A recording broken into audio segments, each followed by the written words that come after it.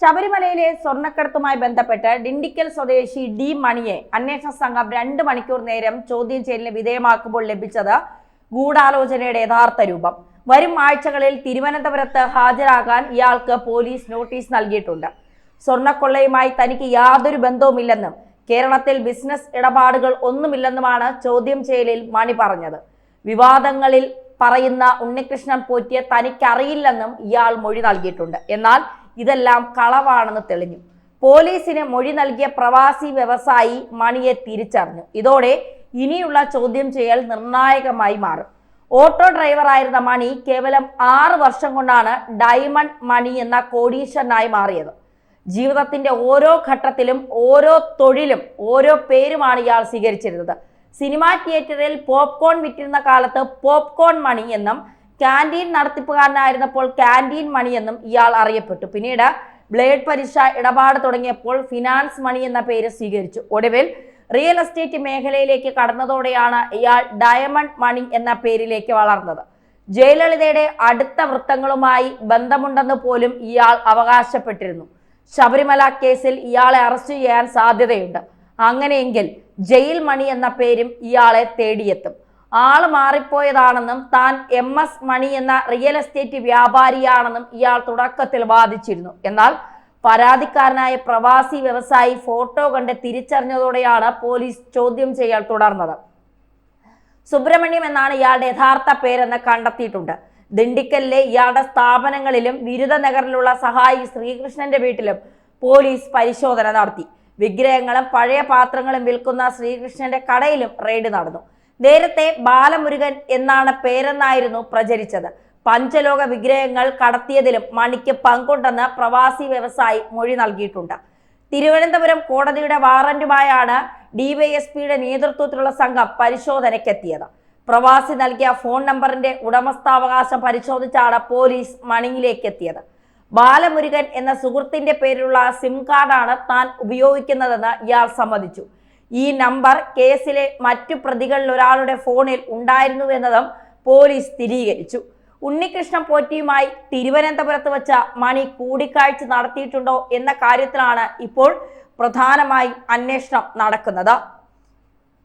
Iridium തട്ടിപ്പ് ഉൾപ്പെടെയുള്ള കേസുകളിൽ മുൻപ് പ്രതിയായിട്ടുള്ള മണിക്ക് രാജ്യാന്തര പുരാവസ്തു കടത്ത് സംഘവുമായി ബന്ധമുണ്ടെന്നാണ് സൂചന.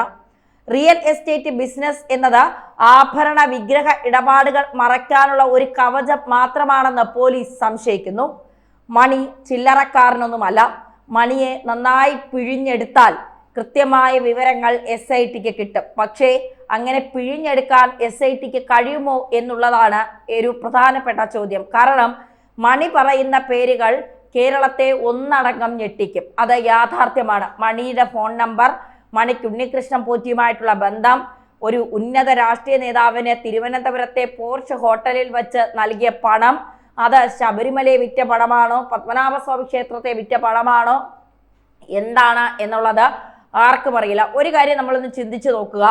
ഇവിടുത്തെ ക്രിസ്ത്യൻ പള്ളികൾ നോക്കുന്നത്, അല്ലെങ്കിൽ അവിടുത്തെ കാര്യങ്ങൾ മുഴുവൻ നോക്കുന്നത് ക്രിസ്ത്യൻ സഭകളാണ്. മുസ്ലിങ്ങളുടെ ആരാധനാലയങ്ങൾ നോക്കുന്നത് അവിടുത്തെ ആളുകളാണ്. പക്ഷേ ഹിന്ദുക്കളുടെ ആരാധനാലയങ്ങൾ മാത്രം വരുന്ന സർക്കാരുകളാണ്, ഭരിക്കുന്ന സർക്കാരുകളാണ് നോക്കുന്നത്. ഒരുപാട് കാലപ്പഴക്കം ചെന്ന അമൂല്യമായ ശേഖരങ്ങൾ പല ക്ഷേത്രങ്ങളിലുമുണ്ട്. ഇവയൊക്കെ അടിച്ചു മാറ്റാനായി, ഇവയൊക്കെ ഈ കൈപ്പിടിയിലാക്കാനായി പല വമ്പന്മാരുമായി വരുന്ന സർക്കാരുകൾ കൂട്ടുകൂടും. എന്നിട്ട് പല ക്ഷേത്രങ്ങളിലെയും പല വിഗ്രഹങ്ങളും, പഞ്ചലോക വിഗ്രഹങ്ങളും അമൂല്യമായ ശേഖരങ്ങളും ഒക്കെ കടൽ കടത്താനായി പലരും കൂട്ടുനിൽക്കും.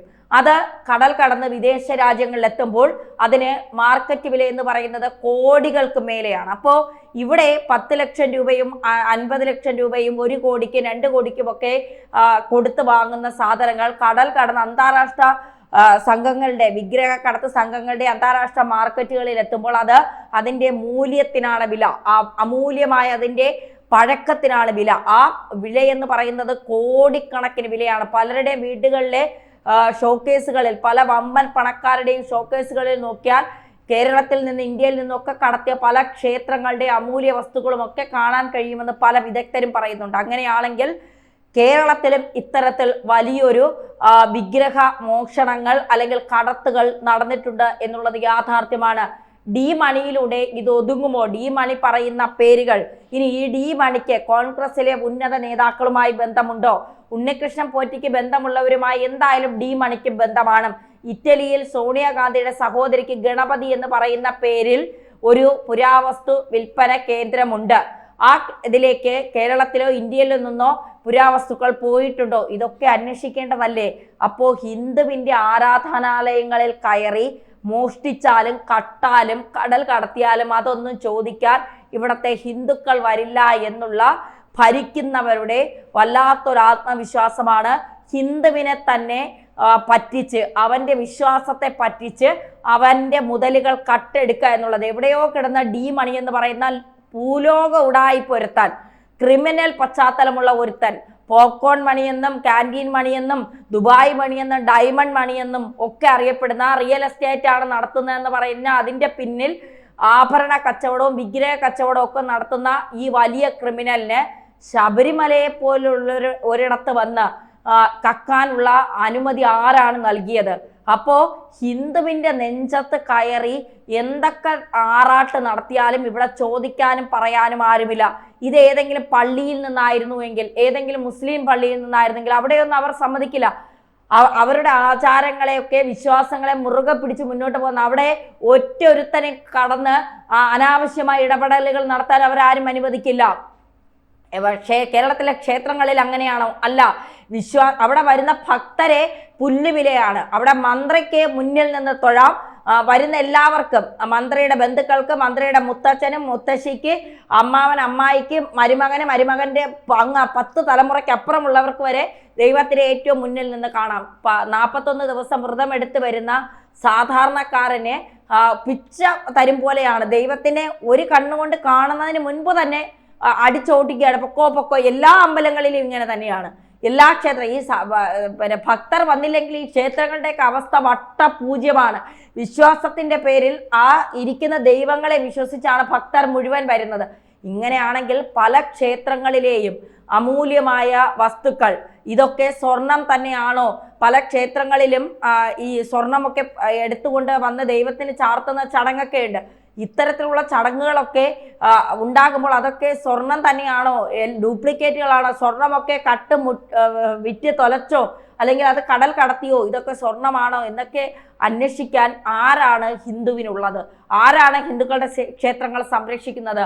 ആരാണ് ഹിന്ദുക്കളുടെ ആരാധനാലയങ്ങൾ സംരക്ഷിക്കാനുള്ളത്? വിശ്വാസമില്ലാത്തവരോ കള്ളക്കടത്തുകാരോ കൊള്ളക്കാരോ കരിഞ്ചന്തക്കാരോ? ആരാണ് ഹിന്ദുവിന്റെ വിശ്വാസത്തെ സംരക്ഷിക്കാനുള്ളത്? ആരുമില്ല. 4 വോട്ടിന് വേണ്ടി ചിലരൊക്കെ വന്ന് നിന്ന് കുമ്പിടുന്നതല്ലാതെ ഈ ഒരു വിശ്വാസത്തിന് വേണ്ടി, ഇവിടെ ഹിന്ദുവിന് വേണ്ടി സംസാരിക്കാൻ, ഹിന്ദുവിന്റെ ക്ഷേത്രങ്ങൾ സംരക്ഷിക്കാൻ, ഹിന്ദുവിന്റെ ക്ഷേത്രങ്ങളിലെ അമൂല്യ വസ്തുക്കൾ, അമൂല്യ വിഗ്രഹങ്ങൾ സംരക്ഷിക്കാൻ ഇവിടെ ഒരാളുമില്ല എന്ന് ആദ്യം മനസ്സിലാക്കുക. ഡി മണി എന്ന് പറയുന്ന പക്കാ ഫ്രോഡിനെ ശബരിമലയിൽ കയറ്റിയതും അവിടുത്തെ വിഗ്രഹങ്ങളിൽ തൊടാൻ അനുവദിച്ചിട്ടുണ്ടെങ്കിൽ അത് ചെയ്തവനെ ഒന്നും വെറുതെ വിടാൻ പാടില്ല എന്നുള്ളതാണ് പറയാനുള്ളത്.